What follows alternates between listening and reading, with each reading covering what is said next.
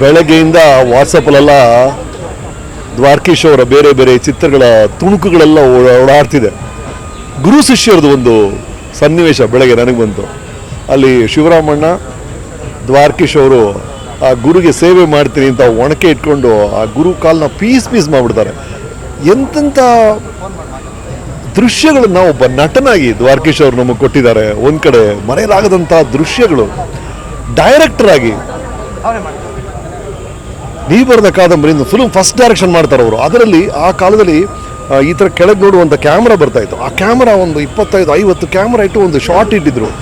ಇವತ್ತವರೆಗೂ ನನಗೆ ಒಬ್ಬ ಡೈರೆಕ್ಟರ್ ಆಗಿ ಆ ಶಾರ್ಟ್ನ ಮರೆಯೋಕ್ಕೆ ಆಗಲ್ಲ. ಆಸ್ ಅ ಡೈರೆಕ್ಟರ್ ದ್ವಾರಕೀಶ್ ಅವರು ಕೊಟ್ಟಂಥ ಚಿತ್ರಗಳು, ಆಮೇಲೆ ಆಸ್ ಅ ಪ್ರೊಡ್ಯೂಸರ್ ಆಪ್ತಮಿತ್ರ ಅಂತ ಚಿತ್ರಗಳು.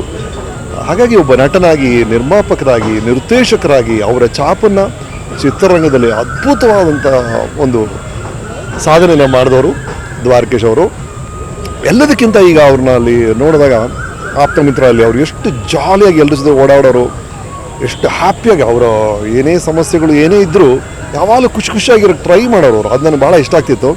ಎಲ್ಲದಕ್ಕಿಂತ ಮುಖ್ಯ ರೀ, ಈಗ ಚಿತ್ರರಂಗದಲ್ಲಿ ದೊಡ್ಡ ಪ್ರಾಬ್ಲಮ್ ಅಂದರೆ ಸೋಲು ರೀ.